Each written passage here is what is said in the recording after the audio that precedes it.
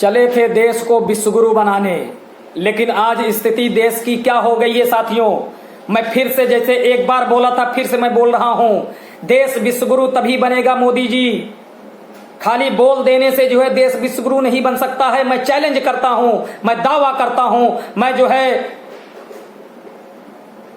चुनौती देता हूं, देश विश्वगुरु कभी ऐसे नहीं बनेगा।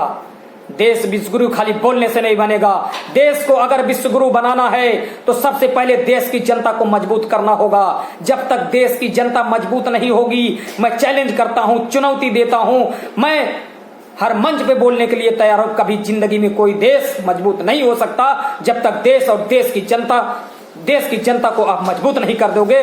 देश की जनता आज माइनस में चल रही है, ऋण में चल रही है, कर्जे में चल रही है, सब के सब हालात खराब हैं।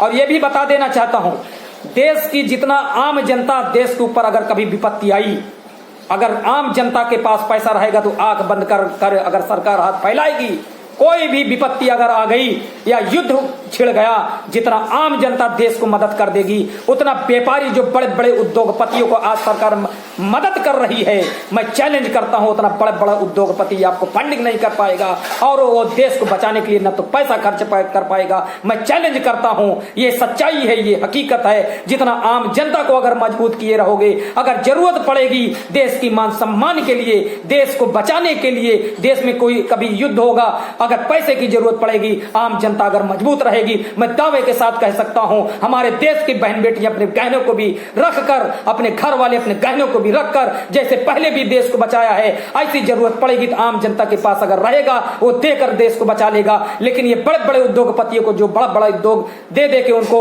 देश विदेश में उनका धंधा फैलाया जा रहा है, यकीन मान लो ये फूटी कौड़ी वो देने वाले नहीं है। वो जब देश खतरे में आएगा वो अपना बोरिया बिस्तर लपेटेंगे, बोरिया बिस्तर लपेटने के बाद अपना दूसरे जगह पे जो है व्यवस्था कर लेंगे और निकल पड़ेंगे। यही सच्चाई है साथियों। और जिस कौम को आप बर्बाद करने की सोच रहे हैं और जिस कौम को बार बार आप टारगेट करते हो, यकीन मान लो देश को जब जब किसी भी चीज की जरूरत पड़ी है, यकीन मान लो मैं ऐसे लोगों को, मैं स्वतंत्रता सेनानी से लेके कितने लोगों को मैं बता सकता हूं।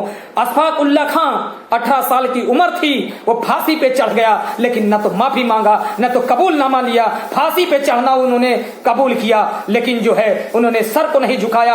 अशफाक उल्ला खां ऐसे थे। और ब्रिगेडियर उस्मान अली, पाकिस्तान से जब जंग होता है टैंक से तो टुकड़े कर देते हैं। यह सच्चाई है साथियों।